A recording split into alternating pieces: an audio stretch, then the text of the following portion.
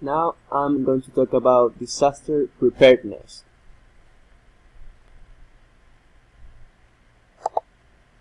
The definition: a disaster is a sudden event that seriously disrupts the functioning of a community or society and causes human, material, and economical or environmental losses that exceed the community's or society's ability to cope using its own resources.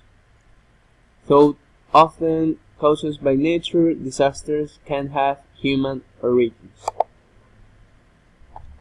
Let's see a video.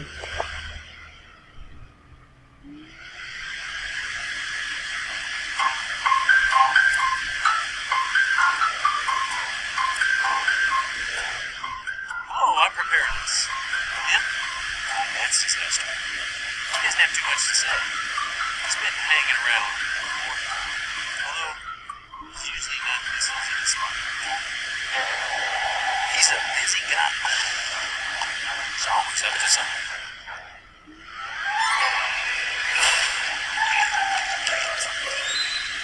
You know, he's taught me a few lessons, like if you know when and where he'll show up, it's easier to take action. But it's those unexpected visits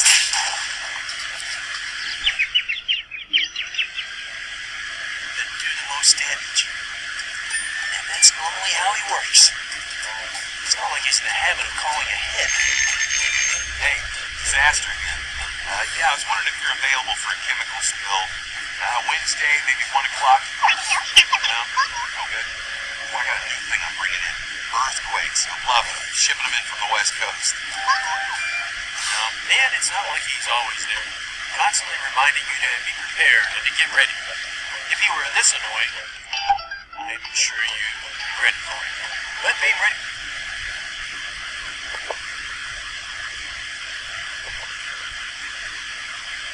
The 3 steps to preparedness.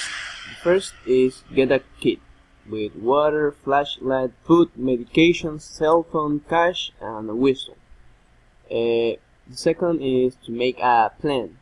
You have to plan the best and quickest escape routes out of your home and evacuation routes out of your neighborhood.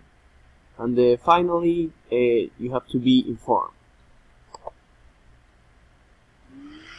Let's see another video. It's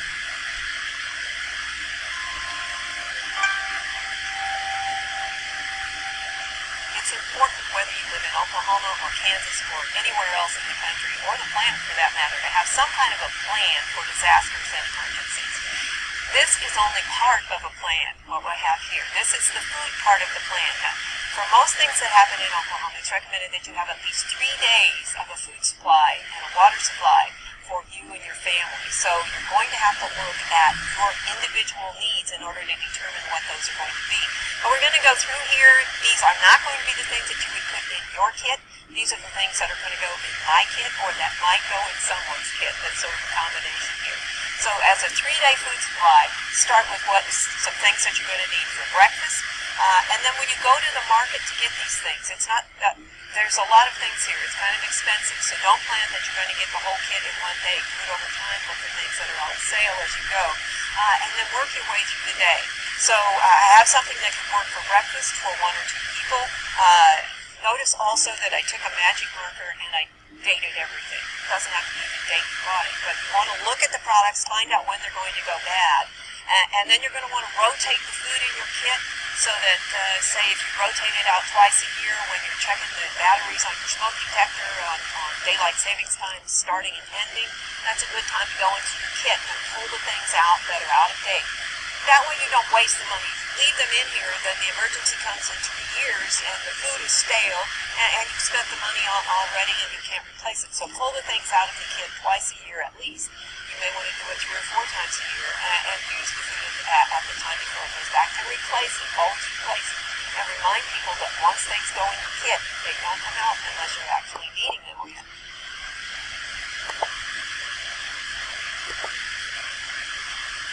When disaster strikes in some emergency, you will need to know how to seal a room for safety on a temporary basis. called shelter in place. In the case of a winter storm, you may be told to stay at home. This means stay where you are and make yourself as safe as possible until the emergency passes or you are told to evacuate. Let's see another video.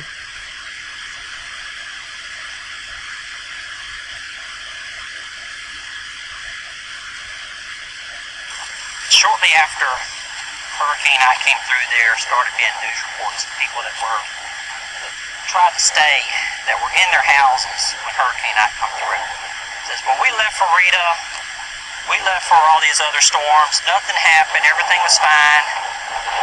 One kind of depressing story was a lady who stayed at her house and she called a friend who was talking about how she made a mistake. Because the water was so high, she was standing, and these houses are up on stilts now, they're 15-20 feet off the ground. She was standing at a window and her propane tank went floating by. So the water was already 10, 15, maybe 20 feet deep where she was at. They found her body about maybe a week later.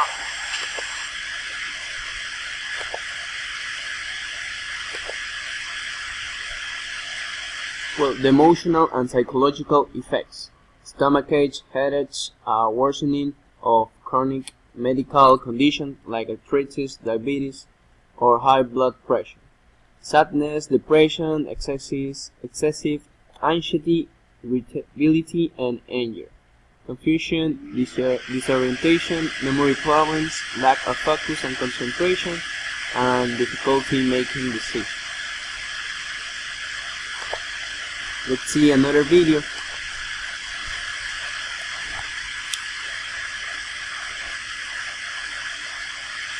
Hello, I'm Lisa Taylor from Disaster Mental Health of the American Red Cross, and I'm here working in Kentucky with May flooding that's affected many counties here.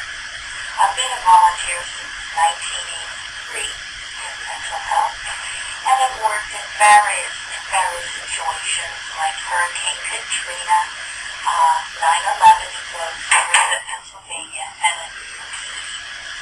What we do in disaster mental health is to help the clients and families cope with what they've lost. Hopefully there's no loss of life, but certainly their homes, their jobs, even their schools can be lost in a flooding disaster. And it can be very emotional for them. They don't feel like they have any stability left.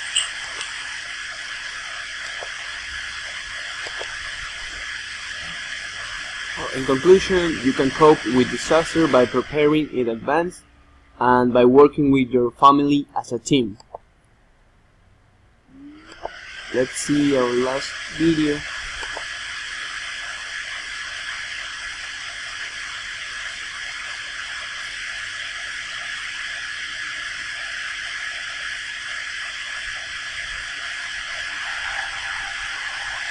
Disasters create large humanitarian and development challenges. The frequency and severity of disasters have increased over the last few years, also as a result of climate change. More than 226 million people are affected by disasters every year. More than 680,000 people died in earthquakes between 2000 and 2010, mainly due to poorly constructed buildings. Since 1980, drought and associated famine have claimed nearly 558,000 lives and affected more than 1.6 billion people. Cyclones, hurricanes, and typhoons affect 37 million people. It is thus important to keep in mind that disasters are not natural. They only occur when people lack preparedness or the ability to cope with hazards. We can use the following formula.